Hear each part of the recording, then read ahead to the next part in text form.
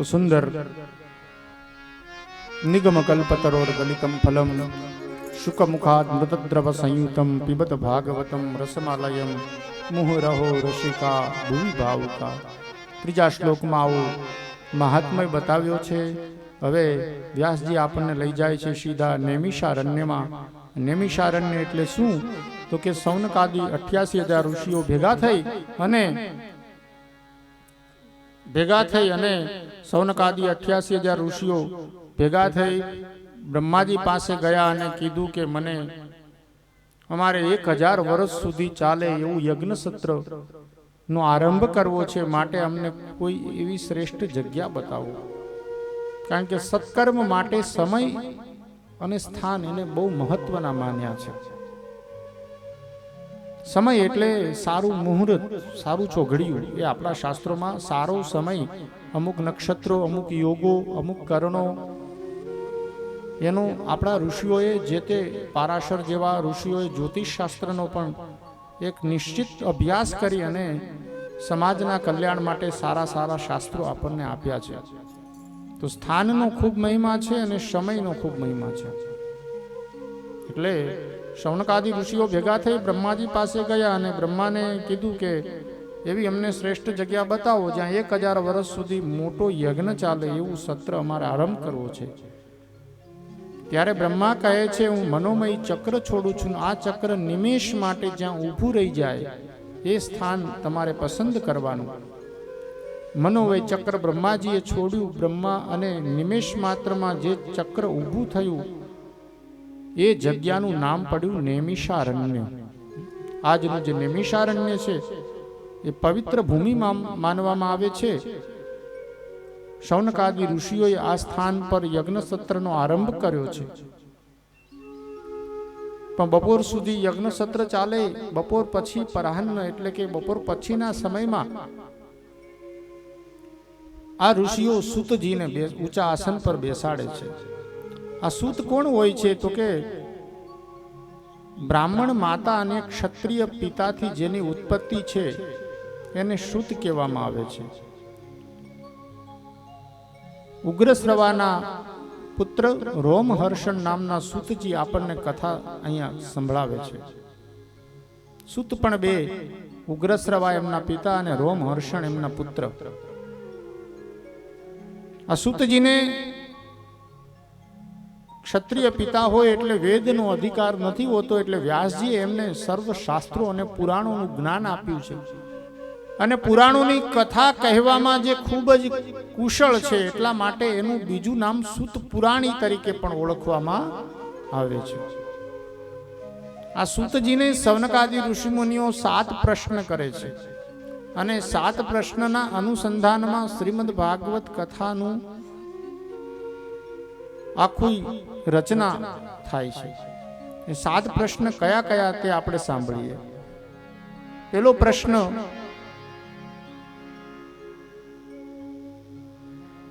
કે હે સૂતજી, બધા શાસ્ત્રોમાં કળિયુગમાં ભગવત પ્રાપ્તિનું સહજ સાધન કયું છે તે અમને બતાવો।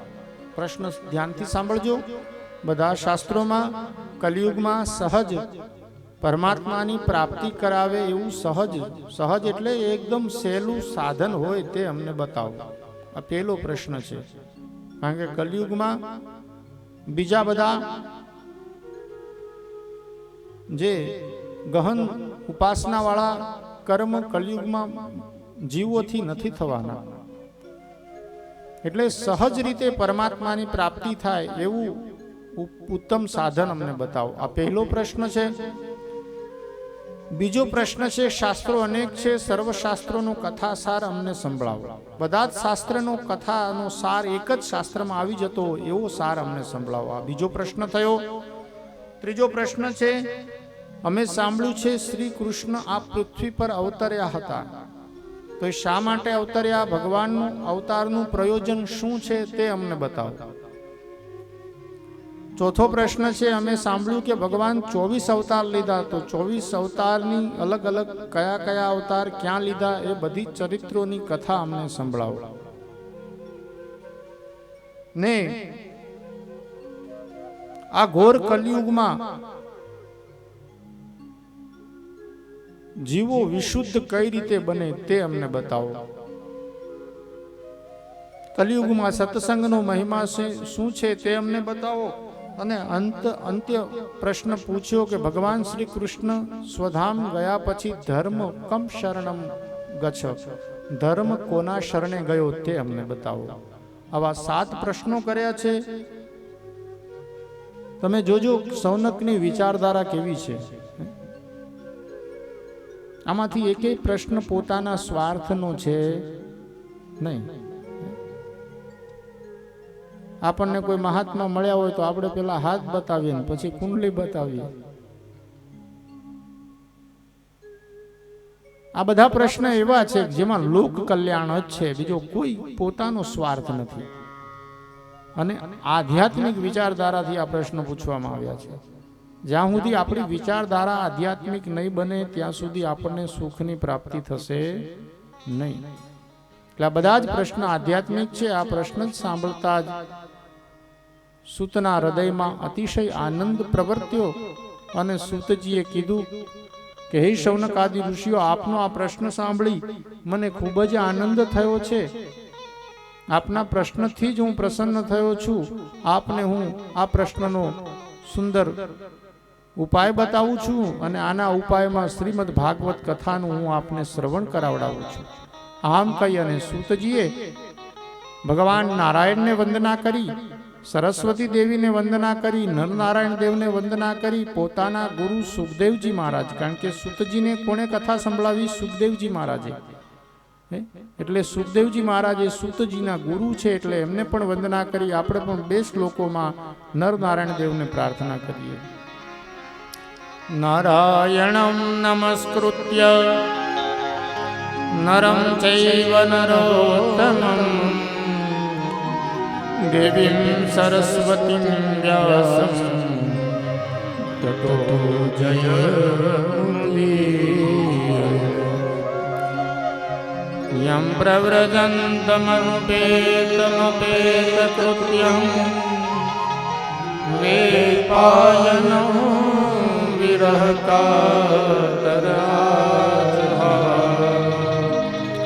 પુત્રે તન્મયતયા તરભોગિમેન્દુ સર્વભૂતહૃદયં મુનિમાનતોસ્મિ સ્તં સર્વભૂતહૃદયં મુનિમાનતોસ્મિ. પોતાના ગુરુને વંદના કરી, નરનારાયણ દેવને વંદના કરી, સરસ્વતીને વંદના કરી, શ્રી વ્યાસજીને વંદના કરી અને સૂતજી પોતાની વાણીથી સુંદર શ્રીમદ ભાગવતનું કથા શ્રવણ. નેમિષારણ્ય ક્ષેત્રમાં 88,000 શૌનકાદિ ઋષિઓ બેઠા છે. એક વડના ઝાડ નીચે ઊંચા આસન પર સૂતજીને બેસાડ્યા છે અને સુંદર સંવાદ સૂતજી કરે છે અને કહે છે, હે ઋષિઓ સાંભળો, ભગવાને આ પૃથ્વી પર 24 અવતાર લીધા. કયા કયા અવતાર લીધા તે સાંભળો. ભગવાને પ્રથમ અવતાર લીધો સનક સનાતન સનંદન, 4 બ્રહ્મચારી બ્રહ્માજીના માનસ પુત્રો તરીકે થયા. બીજો અવતાર ભગવાને વરાહ સ્વરૂપે લીધો. ત્રીજો અવતાર દેવર્ષિ નારદજી તરીકે લીધો. ત્યારબાદ ચોથો અવતાર નરનારાયણ દેવના રૂપમાં, પાંચમો અવતાર કપિલ મુનિના રૂપમાં લીધો. માતા દેવહૂતિને જેમણે તત્વજ્ઞાન સાંખ્ય શાસ્ત્રનું જેમણે જ્ઞાન આપ્યું છે. છઠ્ઠો અવતાર ભગવાને દત્તાત્રેય સ્વરૂપે લીધો.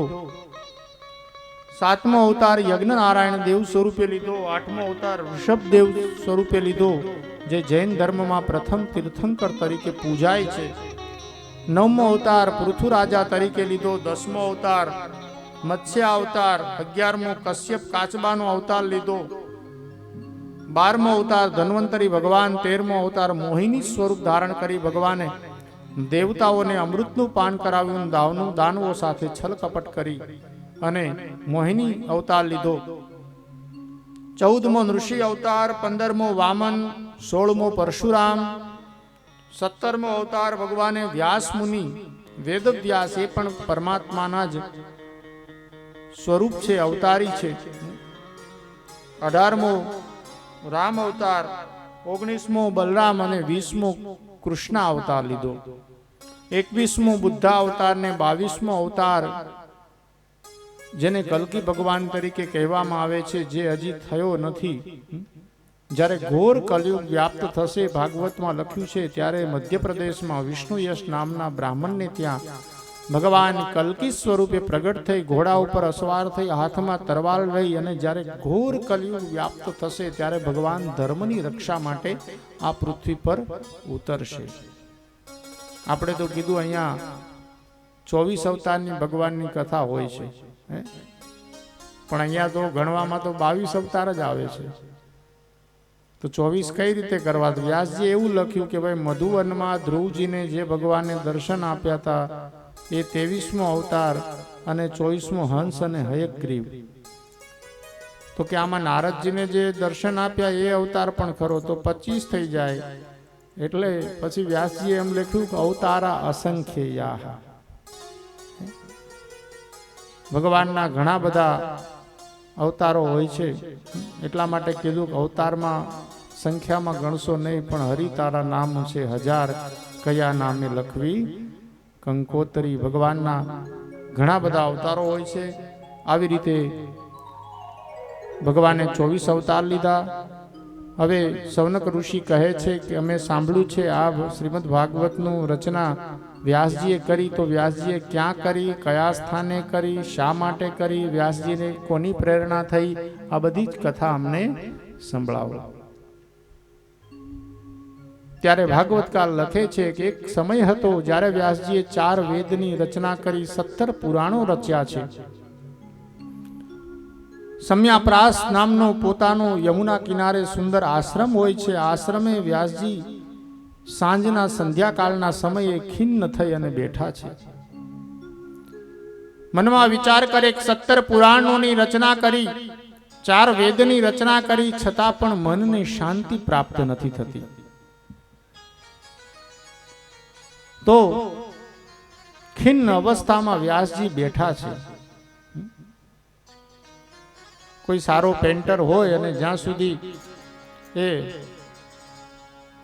સારી રીતે ચિત્રને પોતાની કલ્પનાના અનુસાર ચિત્રને દોરી ન દે ને ત્યાં સુધી એના મનમાં શાંતિ થાય નહીં.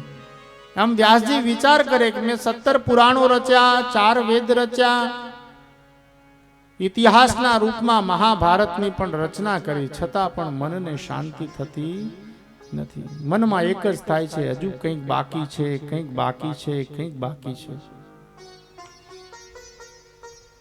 પણ વ્યાસજીની આ અવસ્થા જોઈ અને નારદજીને એમના ઉપર દયા આવી. અને નારદજી મનની વાત જાણી ગયા છે. બ્રહ્મર્ષિ ઘણા બધા છે, રાજર્ષિ ઘણા બધા છે, પણ દેવર્ષિ તો એક જ છે. કોણ છે? ભગવાન નારદ. આવ્યા છે નારાયણ નારાયણ કરતા, હાથમાં કરતાલ લઈ અને આવ્યા વ્યાસજીના આશ્રમમાં. અને જ્યાં નારદજીને જોયા એટલે વ્યાસજી ઊભા થઈ નારદજીને આદર આપે છે, સન્માન આપે છે. પધારો પધારો, અહોભાગ્ય, આપના આજ દર્શન થયા. આસન પર બેસાડી પાદ પખાળી ચરણ સ્પર્શ કરે છે, આચમન કરે છે, સુંદર એમનું સ્વાગત કરે છે. નારદજી પૂછે છે કે વ્યાસજી, કેમ તમે ખિન્ન છો? આપ તો વ્યાસ છો, અને વ્યાસ ઉદાસ હોય એ ન પોસાય. કેમ તમે ખિન્ન છો? તમારા મનમાં આટલી બધી ઉદાસી કેમ છે? વ્યાસજી પોતાના દુઃખનું નિવારણ કરે છે કે 17 શાસ્ત્રો રચ્યા, 4 વેદ રચ્યા, મહાભારત ઇતિહાસમાં રચ્યું, છતાં પણ મને મનની શાંતિ પ્રાપ્ત નથી થતી. હજી મનમાં એવું થાય કંઈક બાકી છે, કંઈક બાકી છે, કંઈક બાકી છે. નારદજીએ કીધું વ્યાસજીને, તમે બધી જ રચના કરી, પણ તમે વેદમાં એવી રચના કરી કે ભગવાનને આ રીતે ભજો તો તમને આ પ્રાપ્ત થશે, અને ભગવાનને આમ નહીં ભજો તો તમને આવું દુઃખ પ્રાપ્ત થશે. તમે ભગવાનને લોભથી ભજવાનું કીધું અને ભગવાનને ભયથી ભજવાનું કીધું. તો લોભથી માણસ ક્યાં સુધી ભગવાનને ભજશે? જ્યાં સુધી એનો લોભ હશે ત્યાં સુધી એનો લોભ પૂરો થઈ જશે એટલે માણસ ભગવાનને છોડી દેશે. ભયથી ક્યાં સુધી ભજે? જ્યાં સુધી ભયમાં હોય ત્યાં સુધી ભગવાનને ભજે. ભય પૂરો થઈ જાય એટલે ભગવાનને ભજવાનું બંધ કરી દે. તમે કોઈ એવું પ્રેમ શાસ્ત્ર રચો કે જેનાથી સહજ લોકોને લાગણી થાય, લોકોના હૃદયમાં સહજ પ્રેમ જાગે. જગાડવો પડે નહીં. આ બાજુ નારદજી વ્યાસજી કહે છે એવું હું શું કરું? બોલે મારી પાસે છે ને, તમે શ્રીમદ ભાગવત ગ્રંથની રચના કરો. તો શ્રીમદ ભાગવત એટલે શું કે કેમાં કેવલ ને કેવલ ભગવાનની પ્રેમની ગાથા છે, જેને શ્રવણ માત્રથી હૃદય ગદગદિત થઈ જાય, મન પ્રસન્ન થઈ જાય, મન વિશુદ્ધ થઈ જાય, ચિત્તની શાંતિ પ્રાપ્ત થાય. આવું સુંદર ગ્રંથ વ્યાસજી કહે છે મને મારા પિતાએ આપેલું. અને આ શ્રીમદ ભાગવતના વક્તા આદિનારાયણ પોતે છે. ભગવાન આદિનારાયણ ચતુર્ભુજ નારાયણ ભગવાને આ ચતુશ્લોકી ભાગવત બ્રહ્માને આપ્યું. બ્રહ્માએ ચતુશ્લોકી શ્રીમદ ભાગવત નારદજીને આપ્યું હતું. નારદજીએ પોતાના પૂર્વ ચરિત્રની કથા સંભળાવી છે. ભગવાનની કેવી કૃપા હોય છે તે તમે જુઓ. હે વ્યાસજી, હું પૂર્વ જન્મમાં એક દાસી પુત્ર હતો. એક દાસીને ત્યાં જન્મ્યો હતો. મારી માતા એક બ્રાહ્મણને ત્યાં કામ કરતી હતી. આ બ્રાહ્મણ ખૂબ જ વિદ્વાન અને ગુણવાન બ્રાહ્મણ હતા, શાસ્ત્રોના જાણકાર હતા. એ બ્રાહ્મણને ત્યાં રોજ જે સાધુ સંતો આવે, શાસ્ત્રાર્થની વાતો કરે, જે વાતો મારી માં કામ કરે ને હું એ વાતોને સાંભળતો હતો. એટલે આ જ્ઞાન મને એના દ્વારા પ્રાપ્ત થયું હતું. મારી માતા રોજ ત્યાં જાય, હું માતા સાથે જઉં, એ બ્રાહ્મણની સેવા કરે. ધીરે ધીરે આ જ્ઞાન સાધુ સંતોની પાસે, અને સાધુ સંત જો આપણું માધ્યમ બને તો અવશ્ય આપણા હૃદયમાં લાગણી જાગે, જ્ઞાન જાગે, જાણવાની ઈચ્છા જાગે. એટલે ધીરે ધીરે પછી તો એ સાધુ મહાત્મા સાથે મારે સહજ સ્નેહ થઈ ગયો અને એમની પાસે બેસીને આ જ્ઞાન હું પ્રાપ્ત કરતો. અને પછી અંતે એમને જવાનું થયું ત્યારે મેં એ સાધુ મહારાજને કીધું મને પણ આપની સાથે લઈ જાઓ. સાધુ મહારાજ કહે છે બેટા એમ તારે ન આવાય, તારું કર્તવ્ય હજી બાકી છે. તારી માં જીવે છે. તારું પ્રથમ કર્તવ્ય એ છે કે તારી માની તું સેવા કર. માં દુખી હોય ને ભગવાનને ભજવાથી ભગવાન ન મળે, પણ ચોક્કસ મા બાપની સેવા કરીએ ને તો ભગવાનની કૃપા પણ આપણને ઓટોમેટિક મળી જાય. ભગવાનને ભજવાની જરૂર પડતી નથી. મા બાપની સેવા કરીએ. પુંડરીક જેવો વ્યક્તિત્વ જ્યારે મા બાપની સેવા કરતો હોય ને ભગવાન વિષ્ણુ દર્શન દેવા આવે તો એક ઈંટનો ઘા કરે, ભગવાન ક્ષમા કરજો પણ થોડી વાર અહીંયા ઈંટ ઉપર બેસી જાઓ, હું મા બાપની સેવા કરીને પછી તમારી પાસે આવું છું. અને ભગવાન વિષ્ણુ પણ કહે ધન્ય છે તને, હું આ ઈંટ ઉપર બેસું, તારી સેવાને ધન્ય છે. આપણે કોઈ દિવસ ભગવાનને તો પૂછતા જ ન હોય એને શું ગમે, બસ આપણને ગમતું હોય ભગવાનને ગમે. મા બાપ પાસે બેસીએ નહીં, મા બાપની સેવા ન કરીએ, ઘરમાં વૃદ્ધ હોય એને પ્રેમને લાગણી ન આપીએ ને બહાર બધે ફાફા મારીએ કે હમણાં ભગવાન મળી જાય ને સાક્ષાત્કાર થઈ જાય ને, કશું જ નથી થવાનું. પેલા તો વ્યવહારિક જીવન આપણું સુધારીએ ને તો એ મોટું બ્રહ્મ જ્ઞાન જ છે. યોગ ક્રિયા આ બધું છે જીવનમાં, પણ વ્યવહારિક જીવન તો આપણું પેલા સારું હોવું જોઈએ ને. નકર યોગમાં બેસીએ તો એ શું કામનું.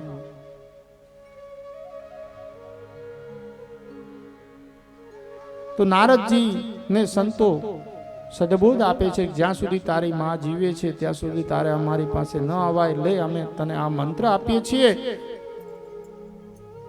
ઓમ નમો ભગવતે વાસુદેવાય. આ મંત્ર નારદજીને આપી અને ઋષિઓ ત્યાંથી નીકળે છે.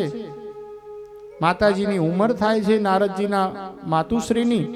એક દિવસ ગૌશાળામાં જાય ગાયોને ધોવા માટે, ભૂલથી એક સર્પના પૂંછડા ઉપર એમનો પગ પડે છે. એ સર્પ દંશ મારે છે. સર્પના દંશથી એની મુક્તિ થઈ જાય છે. નારદજી હવે તો બિલકુલ એકલા છે. આખા જગતમાં વિચરણ કરે, પ્રદક્ષિણા કરે, પછી થાકી ગયા. બધે ફરી ફરીને તોય પરમાત્મા પ્રાપ્ત નથી થતો. મનમાં એમ થયું કે હવે તો થાકી ગયો છું ઈશ્વરને શોધવા માટે, ઈશ્વરનો સાક્ષાત્કાર ક્યાંય પણ ન થયો. પછી એમ થયું કે એક વડના ઝાડ નીચે નારદજીએ પદ્માસન લગાવી અને ભગવાનનું ધ્યાન ધરે છે. કથા દ્વારા પ્રેરિત કરે છે તીર્થ યાત્રા બધું જ કરવું જરૂરી છે, પણ ઈશ્વરને ક્યાંય ગોતવાની જરૂર પડતી નથી. એ તો આપણા હૃદયમાં બિરાજિત છે. પદ્માસન વાળી નારદજી ઓમ નમો ભગવતે વાસુદેવાય, ઓમ નમો ભગવતે વાસુદેવાય સતત આ મંત્ર જાપ કરે છે. સમય થયો ભગવાને હૃદયમાં ચતુર્ભુજ નારાયણ તરીકે નારદજીને દર્શન આપ્યા. બોલીએ ચતુર્ભુજ નારાયણ ભગવાન કી જય. ચતુર્ભુજ નારાયણ તરીકે ભગવાને દર્શન આપ્યા અને પછી અંતર ધ્યાન થઈ ગયા. જ્યાં આંખો ખોલી તો સામે કંઈ ન દેખાયું. નારદજી આંખમાંથી અશ્રુ આવે, રડવા મળ્યા, ભગવાનને પોકારવા લાગ્યા. આકાશવાણી થઈ અને કહ્યું, હે નારદ, તમને મારા સ્વરૂપના મેં દર્શન કરાવ્યા છે, ચિંતા ન કરશો. જ્યારે આ સૃષ્ટિનો પ્રલય થઈ જશે અને બીજા જન્મમાં તમે બ્રહ્માના માનસ પુત્ર તરીકે પ્રાપ્ત થશો, દેવર્ષિ નારદ તરીકે તમારી નામના થશે અને સદૈવ ભગવાનની ભક્તિ તમે કરશો. સૃષ્ટિનો પ્રલય થઈ જશે ત્યારે તમે પણ મારામાં વિલીન થઈ જ્યારે બ્રહ્મા ફરીથી આ સૃષ્ટિની રચના કરશે ત્યારે માનસ પુત્ર તરીકે તમે નારદ તરીકે મારા પરમ ભક્ત કહેવાશો. આવી રીતે પોતાના પૂર્વજન્મનું ચરિત્ર વ્યાસજીને સંભળાવ્યું. ચતુશ્લોકી ભાગવત વ્યાસજીને આપ્યું છે. પછી તો વ્યાસજીને મસાલો મળી ગયો એટલે પછી વ્યાસ તો નાનાનો વિસ્તાર કરે, એનું નામ વ્યાસ. જેના અનેક નામો છે. બદ્રીનાથમાં બોરના વૃક્ષ નીચે જેણે તપ કર્યું એટલે એનું નામ પડ્યું બાદરાયણ. પરાશરના પુત્ર છે એટલે બીજું નામ પડ્યું પારાશર. વેદનો જેણે વિસ્તાર કર્યો એટલે જેનું નામ પડ્યું વ્યાસજી. મસાલો મળ્યો એટલે વ્યાસજીએ સુંદર એ 4 શ્લોકના 18,000 શ્લોક કર્યા અને 12 સ્કંધમાં આ ગ્રંથને વેચ્યો, જેને આપણે શ્રીમદ ભાગવત મહાપુરાણ કહીએ છીએ. જેનો પરિચય, જેમાં કેટલા શબ્દો છે, કેટલા શ્લોકો છે, કેટલા અધ્યાય છે, એનું સુંદર નિરૂપણ આપણને પુરુષોત્તમ દાસ નામના કવિ કે જેમણે સુંદર આ શ્રીમદ ભાગવતનો આખો પરિચય જે કવિતામાં આપ્યો છે, જે ભજનમાં આપ્યો છે, જેને આપણે ભાગવતજીના આંબા તરીકે ઓળખીએ છીએ, એવા કવિ પુરુષોત્તમ દાસના પદને આપણે સાંભળી અને આપણે બધા આનો પરિચય પણ લઈએ અને આંબાનો આનંદ પણ ઉઠાવીએ. આંબો અખંડ ભુવનથી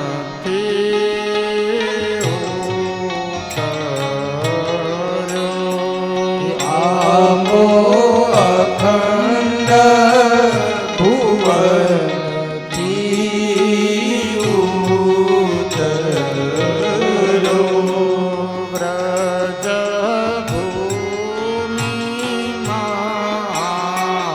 આંબાનો વાસ એ સખી રે આંબો વ્રજ ભૂમિમાં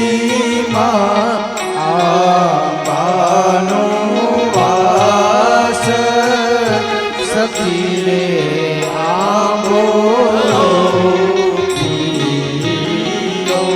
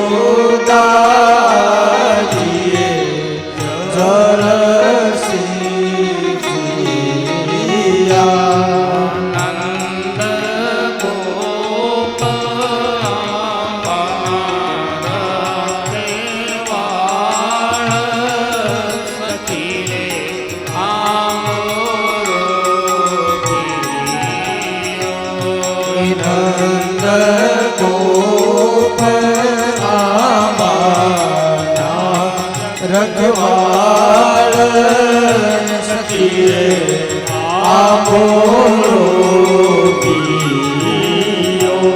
આંબે વસુદેવજીએ બીજ વાવ્યા.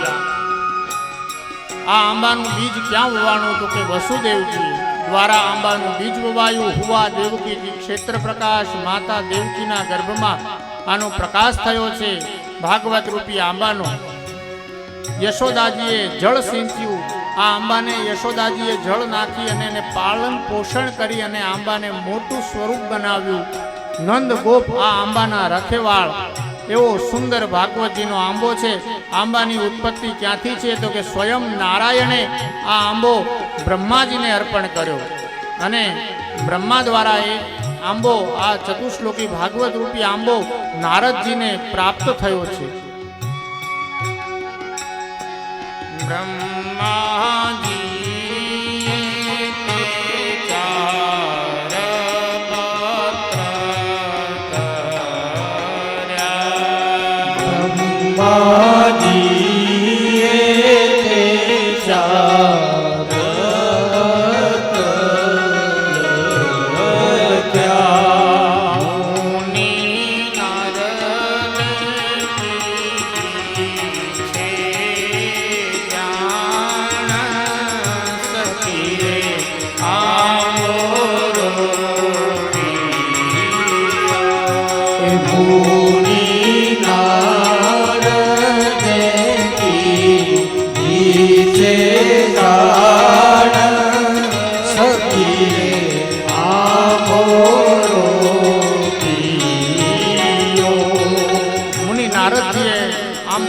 વ્યાસજીને જે ચતુશ્લોકી આંબાનું જ્ઞાન આપ્યું. વ્યાસજી એનો વિસ્તાર કર્યો. ધ્રુવ અને પ્રહલાદે આ આંબાનો અનુભવ કર્યો છે. વ્યાસજી એનો વિસ્તાર કર્યો. 12 સ્કંધમાં આ આંબાને વેચ્યો છે. 335 અધ્યાય છે. 500 લક્ષ આંબાના શ્લોક છે. આવો સુંદર આંબો ઘણો બધો લાંબો છે, પણ આપણે થોડા પદ લઈ અને પછી આગળની કથા તરફ જઈશું.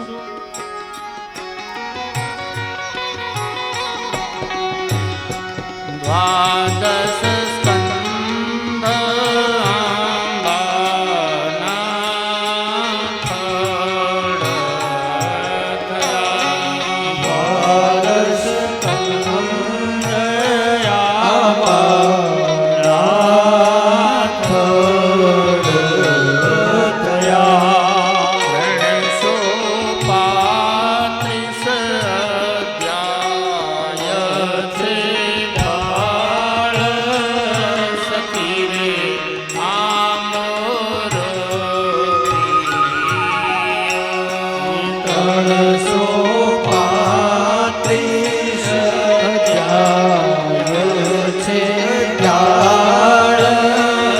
સખી રે આંબો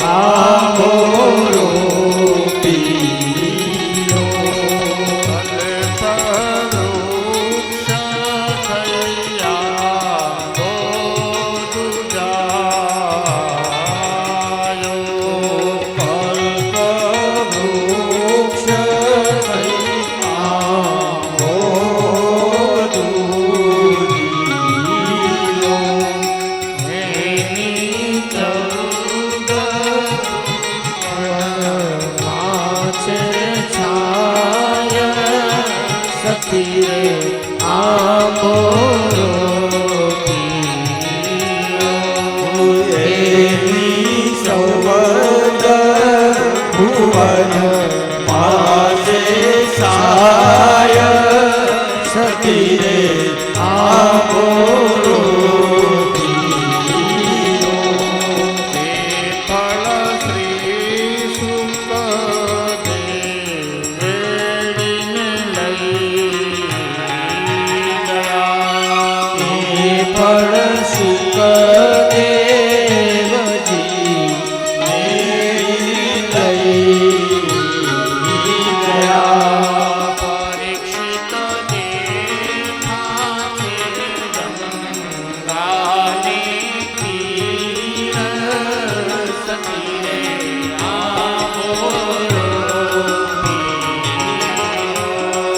પરીક્ષિત બેઠા છે ગંગાને તીર સખી રે આંબો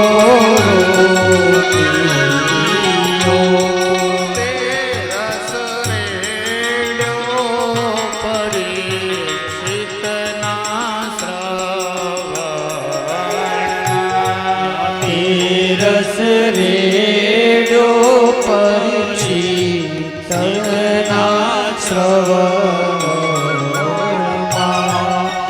ખરો અનુગ્રહનો આધાર સખી રે આંબો ખરો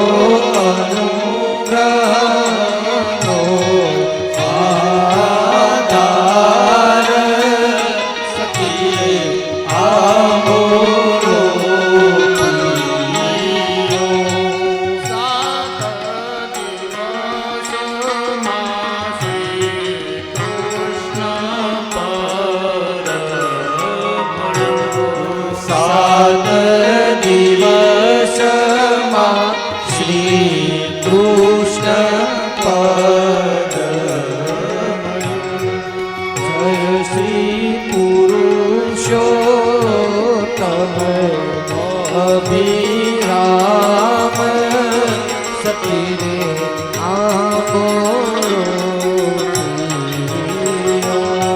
જય શ્રી પુરુષોત્તમ અભિરામ સખી રે આંબો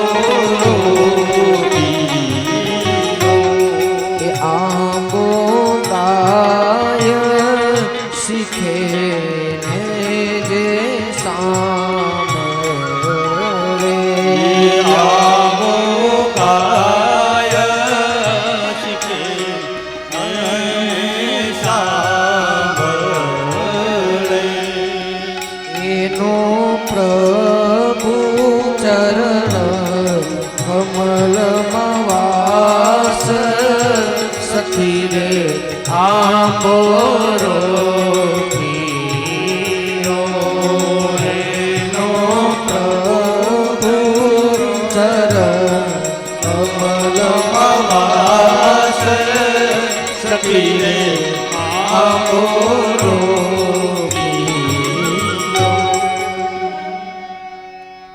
સુંદર કવિ શ્રી પુરુષોત્તમ દાસે આપણને આ આંબામાં આખાય ભાગવતજીનો પરિચય આપણને સુંદર આપ્યો છે. દ્વાદશ સ્કંદ છે, 335 અધ્યાય, 500 લક્ષ આના અક્ષરો છે.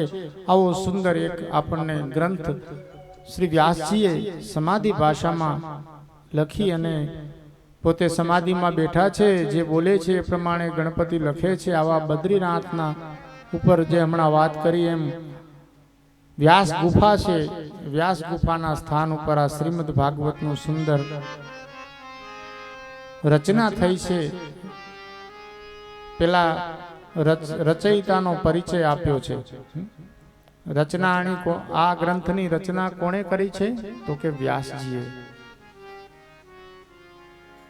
લખનારાની પરિચય આપ્યો. હવે કહેનારો ઉત્તમ વક્તા એ કોણ છે તો કે સુખદેવજી મહારાજ. તો એમની પણ કથા અહીંયા આવે છે. સુખદેવજી મહારાજને વ્યાસજીએ આ કઈ રીતે આ ગ્રંથ આપ્યો કારણ કે સુખદેવજી મહારાજ તો જન્મતા વેત જ 16 વર્ષની ઉંમરે ઘર છોડી અને જંગલમાં પ્રસ્થાન કરી ચૂક્યા હતા. તો સુખદેવજી ક્યાં મળ્યા, કેવી રીતે મળ્યા? વ્યાસજી આની સુંદર રચના તો કરી, પણ આ સંપદા કોને આપવી? આ સંપદાનો અધિકારી સુખદેવ છે, પણ સુખદેવ અહીંયા છે નહીં, તો કોને આપીએ આ ગ્રંથ? એટલે વ્યાસજીએ આ ગ્રંથના અમુક શ્લોકો છે ને પોતાના શિષ્યોને સંભળાવે છે અને કહે છે, તમે જંગલમાં જાઓ ને તો જંગલમાં જ્યાં જ્યાં તમને મોજ આવે ત્યાં ત્યાં તમે આ શ્લોક બોલજો. કદાચ આ શ્લોકની એક પદ પણ જો સુખદેવના કાને પડી જશે ને તો ચોક્કસ સુખદેવજી અહીંયા આવશે. કારણ કે આ રસ જે જાણે છે એ જ જાણી શકે છે. નાના સૂના વ્યક્તિઓની ભાગવત સમજવાની ક્ષમતા નથી. એટલે સુખદેવજી મહારાજ વ્યાસજી પોતાના શિષ્યોને 2 શ્લોક ભણાવે છે. પેલો શ્લોક 10મા સ્કંદમાં જે શ્લોક છે વેણુ ગીત, એ વેણુ ગીતનો પ્રથમ શ્લોક છે. અને બીજો શ્લોક જ્યારે પૂતના ભગવાનને મારવા આવે છે અને પૂતનાને જે ભગવાન ગતિ અર્પણ કરે છે એનું વિવરણ, આવા 2 શ્લોક છે. પેલો શ્લોક સ્વરૂપ પરિચયનો છે, ભગવાન કેવા છે એનું સ્વરૂપ બતાવવામાં આવ્યું છે. અને બીજા શ્લોકમાં એ ઈશ્વરનો સ્વભાવ કેવો છે. એ ઘણાનું સ્વરૂપ તો સારું હોય પણ સ્વભાવ સારો હોય નહીં. એટલે વ્યાસજી કહે છે કે બંને શ્લોકો તમે બોલજો, જેથી સ્વરૂપનો પણ પરિચય થાય પણ સ્વભાવનો પણ પરિચય. ઘણાના સ્વરૂપ સારા હોય પણ સ્વભાવ બોલાવ્યા ન થાય. સ્વરૂપ સુંદર હોય પણ સ્વભાવથી સુંદર હોય નહીં. ભગવાન કૃષ્ણનું સ્વરૂપ તો ભગવાન કાળિયો છે, કાળિયો ઠાકર જેને આપણે કહીએ, પણ એનો સ્વભાવ કેવો સુંદર છે એ બીજા શ્લોકમાં બતાવ્યું છે. ઘણા સ્વભાવથી દુઃખી જ હોય. શિયાળો આવે એટલે કે હવે મરી ગયા, કેટલી બધી ઠંડી પડશે, ગોદડા ઓઢવા પડશે, સ્વભાવથી દુઃખી હોય. ઉનાળો આવે એટલે કે હવે કેટલો તાપ પડશે, મરી ગયા, આમાં કેમ જીવવું. ચોમાસું આવે એટલે કે વરસાદ પડશે ને કેટલી ગંદકી થશે, આમાં કેમ જીવવું. એને કે તારે જીવવાની જરૂર જ નથી, તને કાંઈ ગમતું નથી, કાંઈ પણ તમે સારું કરો એટલે એમ કે આ ક્યાં કરવાની જરૂર છે, આવું કાંઈ કરવાની જરૂર હોય. સ્વભાવથી ઘણા દુઃખી હોય. એને પોતાને પણ ખબર ન હોય કે હું સ્વભાવથી ઘણો દુઃખી છું. મહત્વની વસ્તુ એ છે ને પોતાની જાતને એ પાછા બહુ સુખી માનતા હોય, મારી જેવો તો સુખી કોઈ નથી. પણ દિવસ ને રાત બળતરા અને સ્વભાવથી દુઃખી હોય છે. આગળ ભાગવતમાં આવે છે ને 3 પ્રકારના દુઃખ છે, કાલ, કર્મ અને સ્વભાવ. કોઈ સમયથી દુઃખી હોય, કોઈ કર્મથી દુઃખી હોય. કર્મની ગતિ આખી બતાવી છે, જેની ચર્ચા આપણે ફરી પાછા કોઈ વાર કરશું 7 દિવસમાં. પણ અહીંયા વ્યાસજીએ 2 શ્લોકો બતાવ્યા છે. શિષ્યો જંગલમાં જાય અને આ બંને શ્લોકનું ગાન કરે છે. પેલો શ્લોક કયો છે આપણે સાંભળીએ. ભગવાનના સ્વરૂપ માધુર્ય, સ્વરૂપ સૌંદર્યનો શ્લોક છે, આપણે સાંભળીએ. પરમાત્મા કેવા છે. બરહાપીડમ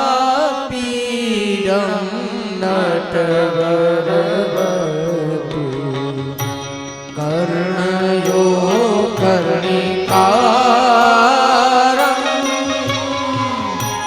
બિભદ્વા સદકનકકપિશં વૈજયંતિં ચ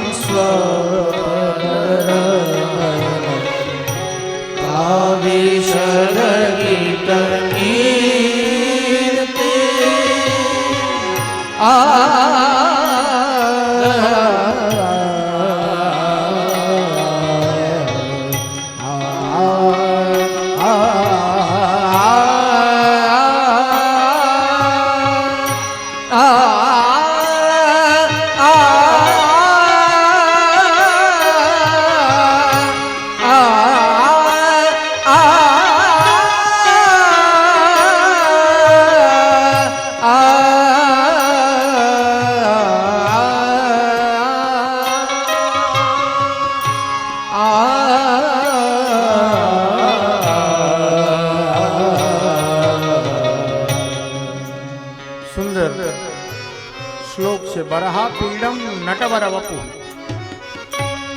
કર્ણયોહો કર્ણિકારમ. ભગવાન કેવા છે તો કે બરહા પીડમ છે, નટવર વપુહુ કર્ણયોહો કર્ણિકારમ. પીળું પિતાંબર જે પરમાત્માએ ધારણ કર્યું છે, ઉપર ઉપવસ્ત્ર છે, વૈજયંતી માળા ગળામાં ધારણ કરેલી છે, હાથમાં સુંદર વેણું છે. પોતાના હાથ વેણુ ઉપર બિરાજિત આચ્છાદન કરે છે અને પોતાના અધરો દ્વારા પોતાના શ્વાસ ફૂંકી અને સુંદર વેણુ બજાવે છે.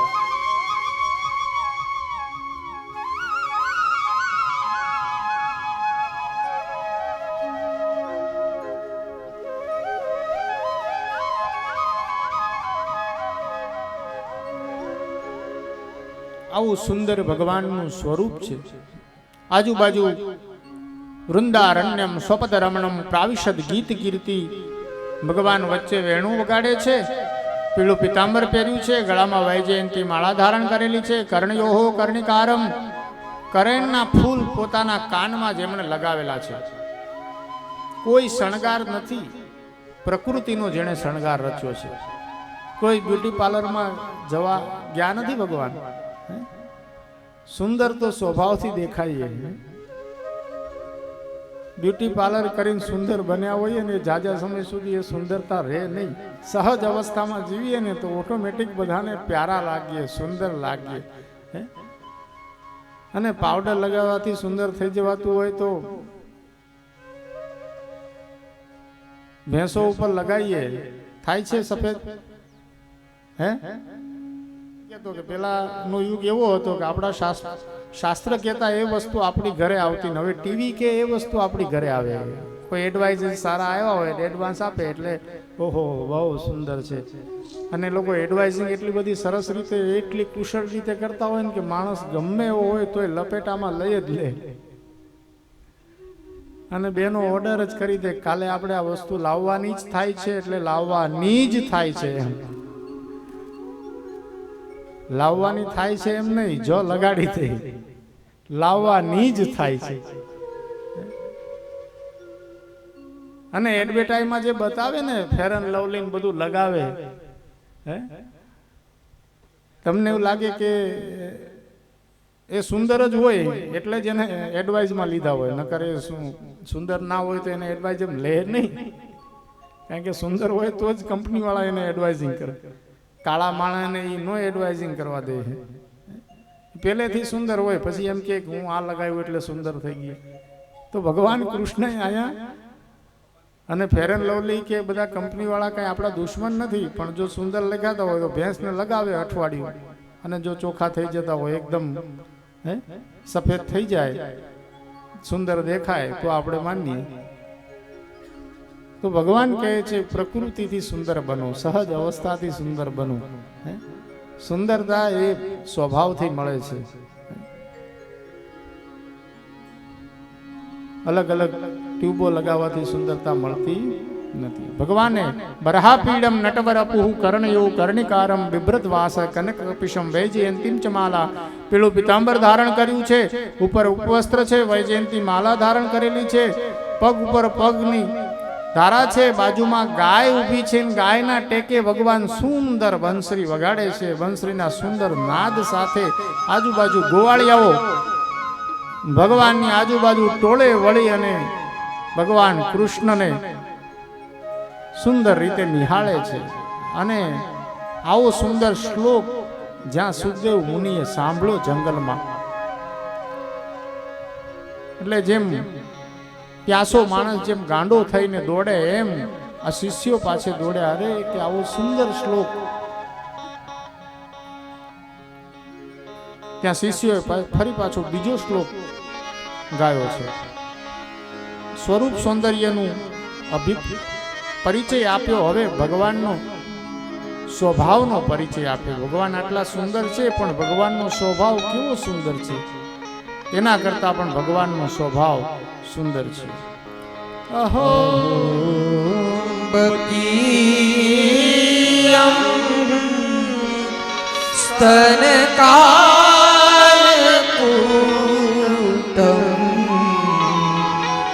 જિંઘાક્ષયા પાયદપ્યસારી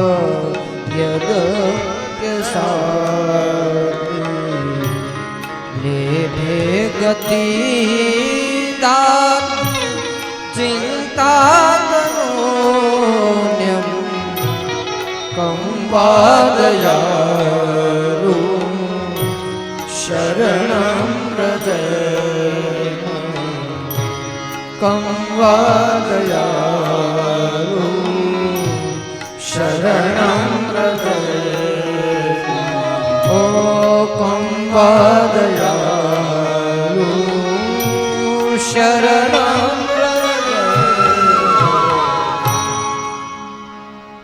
પેલા શ્લોકની અંદર ભગવાનનું સ્વરૂપ માધુર્યના દર્શન કરાવ્યા અને બીજા શ્લોકમાં ભગવાનના સ્વભાવના દર્શન કરાવે છે. ભગવાન કેવા છે? બોલે અહો બકીયમ સ્તનકાલકૂટમ. અહો બકીયમ. બકીયમ એટલે બકાસુરની બહેન. કોણ? તો કે પૂતના.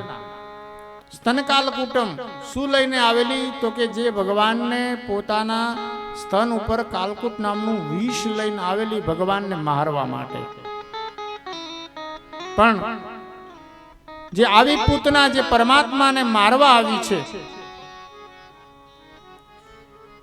એ ભગવાને પણ એ પૂતનાને પોતાની માં યશોદા ને જે ગતિ પ્રાપ્ત કરાવે ને એ જ ગતિ એ પૂતનાને પણ ભગવાને પ્રાપ્ત કરાવી છે. કંબા દયાલુમ શરણમ ભજેમાં. આવો દયાળુ ભગવાન જગતમાં કોણ હોઈ શકે? કે એક માએ જે પાલન પોષણ કર્યું, એ માને જે ગતિ પ્રાપ્ત કરાવી, એ જ ગતિ જે પૂતના એને કાલકૂટ નામનું વિષ લઈ મારવા આવી, પણ એને પણ આવી જ ગતિ પ્રાપ્ત કરાવી છે. કંબા દયાલુમ શરણમ ભજેમાં. આવો દયાળુ પરમાત્મા કોણ હોઈ શકે? આવો ભગવાન કૃષ્ણના સ્વભાવનો પરિચય સુંદર આપ્યો. સુખદેવ મુનિ કહે છે, આપને આ શ્લોકો ક્યાંથી મળ્યા? બોલે આ તો ખાલી સેમ્પલ છે, ગોડાઉન તો હજી બાકી છે ને. આ તો અમારા ગુરુ વ્યાસજીની આ એક રચનાનો ગ્રંથ છે અને એના 2 શ્લોકો છે. આવા તો 18,000 શ્લોકો છે. અને સુખદેવજી મહારાજને પરમ આનંદ આવ્યો કે વ્યાસ તો મારા પિતા છે અને આ જગતમાં નિયમ છે કે પિતાની જે સંપદા હોય ને એ પુત્રને જ પ્રાપ્ત થાય. એટલે સંપત્તિ કરોડો રૂપિયા હોય પણ સાથે સાથે સંસ્કારનો વારસો પણ પુત્રોને આપજો. અહીંયા વ્યાસજીએ સુંદર સુખદેવ મુનિ કહે છે, હવે મને એમની પાસે લઈ જાઓ. વ્યાસજી મુનિ પાસે સુખદેવજી આવ્યા, પ્રણામ કર્યા અને કીધું, હે પિતાશ્રી, મને અધિકારી સમજીને આ સંપદા મને તમે પ્રાપ્ત કરાવો. વ્યાસજી કહે છે, હું તારી ક્યારની વાટ જોતો હતો કે આ ગ્રંથ મેં રચના કરી, પણ એવો કોઈ પાત્રતા વગર આ ગ્રંથ પીરસાય નહીં. તું જ્યારે આવે તને આ જ્ઞાન હું પ્રાપ્ત કરાવું અને આ જ્ઞાન ગેહે ગેહે જને જને, આ શ્રીમદ ભાગવતનું જ્ઞાન તું ગેહે ગેહે એટલે ઘરે ઘરે અને જને જને કોઈ વ્યક્તિ આ જ્ઞાનથી વંચિત ન રહે એટલા માટે સમાજમાં આ શ્રીમદ ભાગવતના જ્ઞાનને તું ખુલ્લું મૂકજે, દરેક જીવનું કલ્યાણ કરજે. આવું સુંદર શ્રીમદ ભાગવતનું જ્ઞાન સુખદેવજીને પ્રાપ્ત કરાવ્યું વ્યાસજીએ. હવે આપણે વ્યાસજીએ અહીંયા શરૂઆત મહાભારતની કથાથી કરી છે.